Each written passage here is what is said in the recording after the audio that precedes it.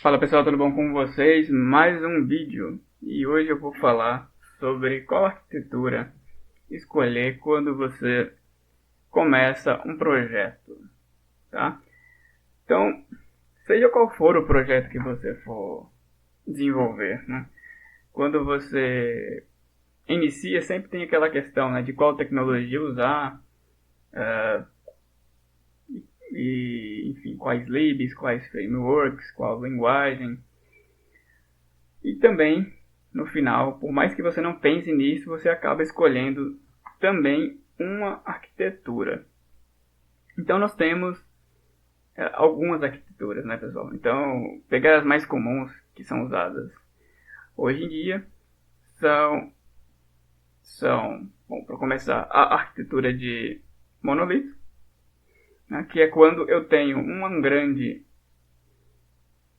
projeto, um grande deployável, um grande conjunto aqui de linhas de código e eu entrego tudo isso junto, né, em um deployável só, um jar só. É tudo numa base de código única, geralmente tudo no mesmo repositório. Então esse é um projeto monolito. Tá? Então, considerando aqui um exemplo qualquer, vamos dizer que aqui a gente tem uma feature em que você consegue, bom, fazer uma loja de vendas. Então aqui eu tenho uma loja e nessa loja ela precisa de uma série de features, né?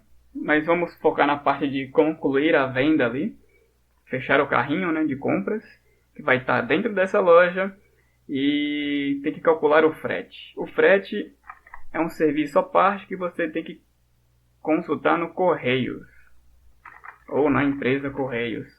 Então a empresa Correios é um sistema à parte aqui que você vai ter que comunicar, certo? Olha só, aqui vai ser feita uma chamada HTTP para consultar no Correios o valor do frete. Então, na hora de fechar o carrinho aqui na sua loja, que é um monolito, você vai fazer um HTTP no Correios. E aqui dentro vai ter, dentro da sua loja, também o código que faz consulta de frete. E aí, se você tivesse outras empresas, como por exemplo TNT, sei lá, o nome que está vindo aqui na minha cabeça, para você consultar várias opções de frete, né? Você poderia fazer isso tudo a partir aqui do seu monolito loja. Então esse aqui é o modelo monolito, pessoal. Tá, então essa aqui é uma das estratégias de desenvolvimento para começar novos projetos. Beleza? Você poderia ter escolhido, ou poderia escolher, uma arquitetura de microservices, em que as coisas mudam um pouco. Então, ao invés de ter um usuário aqui, né, que é o Joãozinho, que ele vai acessa a sua loja e aqui tem tudo, né? Tem front-end, back-end, tem a parte do carrinho, como eu falei, tem a parte de consulta de frete e tudo mais. A gente pode começar a quebrar isso em deployáveis separados, ou seja, repositórios separados, entregáveis separados. Então, ao invés de ter um cara só chamado loja, posso criar coisas separadas. E aí, pessoal, que começa a filosofia, tá? Porque a arquitetura de microserviço tem a ver com responsabilidades. Como que funciona a arquitetura de microserviço? Sendo breve. Basicamente, você organiza seu código em sistemas, né? E cada sistema tem uma responsabilidade, tá? E aí sempre entra naquele ponto de tamanho e quais são as responsabilidades ou quantas responsabilidades, qual é o escopo de cada sistema. Geralmente, o microserviço ele vai ser quebrado e vai ter a cara do modelo da organização da sua empresa. Então, aliás, né, ou a empresa que você trabalha. Então, o jeito que a sua empresa geralmente usa para se organizar, para organizar os times dela, para organizar os setores dela, vai ser a cara que vai ficar os microserviços. Isso, inclusive, é algo que vocês vão ver. Eu vou deixar aí na descrição referências para o Martin Fowler, para pessoas que falam sobre arquitetura de microserviços. Então isso aqui começa a ficar uma coisa mais intrínseca, mas aí tem umas regras básicas que você usa para trabalhar com isso, tá? Então tem a ver com responsabilidade, tem a ver com quebrar esse monolito, né? Ou seja, todo esse código que a gente vai ter para atender a nossa loja em serviços, serviços autocontidos, serviços independentes, né? Que conseguem se entregar e conseguem funcionar apartados, e que têm uma certa responsabilidade. Então, pensando de forma rápida aqui, eu poderia quebrar essa minha loja em checkout. O que é checkout, pessoal? Checkout é um nome que você usa, né, que o pessoal geralmente usa na área de vendas. Quando um cliente ele vai na loja, escolhe produtos e fecha um carrinho, quando ele fecha o carrinho, ou seja, quando ele faz o pedido, a gente geralmente chama esse pedido de checkout. Tá? Poderia ser pedido. Então, eu vou deixar aqui pedido / checkout, para quem ainda não tem muita familiaridade com essa questão de checkout, beleza? É como se fosse os pedidos aqui. Ou seja, eu tenho pedido. Além do pedido, eu tenho toda a minha loja, toda aquela parte de consulta, de visualização de produtos e tudo mais. A gente pode separar isso dos pedidos, né? Porque o pedido é quando já vendeu. Mas a gente pode criar outra responsabilidade aqui, que é a questão dos produtos, que é como se fosse a vitrine, né? Sei lá, vamos chamar de vitrine. Que é o quê? É ter a consulta de produtos, ter os produtos cadastrados, as quantidades cadastradas, né? Estou chamando de vitrine, poderia ser estoque, sei lá. Enfim, vamos deixar aqui, ou mesmo produto como eu deixei antes. Mas essa questão aí de ter o controle dos produtos que eu tenho, a descrição deles, a quantidade deles, o preço deles e tudo mais, tá? Então, geralmente o cliente ele vai interagir com uma vitrine, e essa vitrine, né, ou até mesmo o próprio cliente vai fazer um checkout. Aqui a gente pode organizar de N formas, tá? Vai acabar fazendo o checkout de informações que vêm da vitrine, né? Vou colocar aqui o cliente aqui que está interagindo. E adivinha, quando o pedido acontecer, para fechar esse pedido, o que tem que acontecer, pessoal? Tem que ter questões relacionadas com frete. Então eu posso criar um microserviço de frete. E aí, olha só agora, o microserviço de frete, ele trabalha, só ele que trabalha com a questão ali do correio, da TNT e quantas mais a gente quiser cadastrar. Certo? Eu não vou entrar muito a fundo nessas arquiteturas, eu vou ficar de uma forma mais rasa e a gente pode falar mais delas no futuro, tá?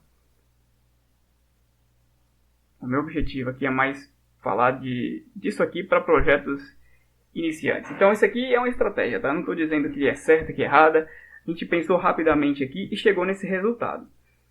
Então, o cliente também interage aqui com frete. Para saber, né, quanto que vai ser o frete que ele vai pagar em uma das opções que tem aqui, para poder fechar o pedido dele, tá? Então, se eu fizesse um fluxo aqui, seria ir na vitrine, escolher produtos, jogar no meu pedido, mas também precisa, para fechar o pedido, um frete, que ele vai escolher aqui. Então eu quebrei aquele monolito em uma arquitetura de microserviços, inicialmente aqui com 3 microserviços, tá? Não quer dizer que isso aqui está pronto, mas é um exemplo. Então olha só, pessoal, ao invés de eu ter uma base de código pronta, agora eu tenho 3 microserviços, né? Aliás, né? Ao invés de eu ter uma base de código só, um repositório só, um sistema só, agora eu tenho 3 microserviços. Né? E qual que é o melhor? Não tem melhor nem pior, né? É aquela questão de sempre. Mas cada um tem um ganho e uma perda. E tem um momento também que essa solução funciona melhor. Tá? Além dessas duas, tem a terceira que é uma menor ainda, que é a serverless, né? Que é uma arquitetura baseada em lambda. Então você só cria lambdas, então essa vitrine se quebraria em bastantes lambdas, ou alguns lambdas, pedido se quebraria também em lambdas, frete também se quebraria em lambdas e assim por diante. Tá? Ou seja, a arquitetura de lambda é ainda menor do que a de microservices. Tá? É mais quebrada ainda por cima. Então, vamos resumir as coisas aqui para o vídeo não ficar longo. Se tratando do objetivo do título. Qual a melhor arquitetura para começar meu projeto, pessoal? Vejam só. Quanto mais você quebrar, mais você vai ter que entender o modelo de negócio da empresa que você está desenvolvendo o projeto e mais maduro tem que estar, né, essa organização da empresa, inclusive, como vocês viram dizer algumas vezes. Quebra de microservices está sim relacionado à organização da empresa. Isso aí, e se não está tão madura essa organização, fica difícil quebrar essa arquitetura de microservices. E aí você pode acabar quebrando errado isso. Quanto mais você quebrar, mais trabalho vai dar. Porque cada cara desse aqui vai ter que estar deployado, vai ter que ter um Jenkins dele, um repositório dele, um pull request para ele, um CI para ele. Ele vai ser mais uma instância que vai ser entregue em produção. Geralmente vai gastar mais recursos, mais CPU, mais RAM. Vai dar mais trabalho para gerenciar esses três caras. Para eles conversarem entre si, não vai ser mais uma chamada entre classes, como seria no monolito. Vai ter que fazer um barramento REST, um barramento enfim, pode ser também gRPC, em alguma ou via fila, mas eles vão ter que se conversar usando barramentos daqui para frente, não dá só para chamar uma classe, porque não é mais monolito. E no caso do Lambda, vai ter mais ainda esse tipo de coisa, que vai dar um pouco mais de trabalho para você desenvolver. No final das contas, vai dar mais código, vai dar mais infraestrutura necessária, quanto mais você quebrar. Tá? Então, o que eu digo, e até vocês vão ver também blog falando sobre isso, o próprio Martin Fowler fala sobre isso, é que vai começar um projeto, é melhor você começar com monolito, que é a estratégia Monolith First. Monolito primeiro. Por quê? No início do projeto você tem muitas dúvidas, muitas indefinições, você não sabe para que lado que o projeto vai, você não sabe se isso aqui realmente vai crescer também, ao ponto de necessitar quebrar tanto, porque um ganho da quebra também é paralelismo, mais pessoas podem mexer ao mesmo tempo, maior performance em produção, maior isolamento dos fluxos. Mas no início está tudo muito nebuloso, você não sabe o que ali realmente vai ser um fluxo e o que não vai ser. Lógico, algumas vezes você tem pistas, né? Então, o ideal no início, pessoal, é começar com uma arquitetura mais simples. E por mais que pareça estranho, às vezes, porque a gente vê vários legados monolito imensos aí, que dão muito trabalho, mas a arquitetura de monolito é a mais simples para se começar, porque é só você fazer um repositório, um Jenkins, uma configuração de framework, de Spring, do que quer que seja, e começar a codar. Está tudo ali, tudo junto, e você quer usar algo, você importa a classe, certo? Não quer dizer também que você não deva organizar o projeto. Tem que organizar, fazer os pacotes certinho, né? Separar as tecnologias corretamente, aí é um outro assunto. Mas o ponto aqui é esse. Comece pelo mais simples, geralmente é o caminho. Comece com o monolito. Mas esse é o ponto. Não só comece, acompanhe a sua aplicação, veja a evolução dela. E de acordo ela for crescendo, ela vai te falar que determinado fluxo que está dentro aqui dessa loja, aqui como a gente viu, tem pelo menos 3 aqui, ó, pedidos, vitrine, frete, eles estão aqui dentro do nosso monolito, está tudo como loja. Essas features, de acordo elas forem crescendo e evoluindo aqui dentro do nosso monolito de loja, eles vão começar a dar sinais que eles deveriam virar um microserviço. E aí o que a gente faz? Tira ele de dentro da loja. E não é nada tão difícil, tá, galera? Sinceramente, eu digo para vocês que é mais difícil reorganizar uma arquitetura de microserviços juntando coisas que não deveriam ser 2 microserviços em um só, do que tirar algo de dentro do monolito, tá? Se você desenvolve com uma certa organização e nem precisa ser tão organizado assim, porque eu já trabalhei quebrando um monolito de 10 anos que não foi planejado para ser microserviço nunca, e nós conseguimos, então também não é nada impossível, tá? Então beleza, o vídeo acabou ficando longo. Eu falei de forma muito rápida por cima disso aqui, tá? Posso ter falado algumas bobagens, mas a ideia que eu queria passar é que vai começar, comece pelo simples, comece pelo que é mais tranquilo, acompanhe a evolução disso e evolua conforme necessário. Então, nesse exemplo, comece com monolito e vão ter fluxos ali dentro que vão deixar claro no futuro, de acordo as forem crescendo, de que eles têm que ser extraídos e refatorados e colocados em um microserviço à parte ou em uma arquitetura de Lambda à parte. Eles vão deixar claro isso. Então, nesse momento, refatore. Tá? Vai ter um custo? Vai. Mas se você está precisando fazer isso é porque esse projeto deu certo. Então, é melhor sair um pouco mais barato no início, o projeto dar certo, e depois gastar um pouco com refatoração, do que fazer uma arquitetura, a princípio, perfeita de cara, mas a gente nem sabe se é perfeita mesmo, porque ainda não foi para prod, e depois nem usar. Beleza, pessoal? Então esse foi o vídeo de hoje, espero que vocês tenham gostado. Quem tiver dúvidas, né, e sugestões para próximos vídeos, coloca no comentário aí. Eu posso estar falando mais nos próximos vídeos sobre isso. Deixa um like se gostou do vídeo e até a próxima.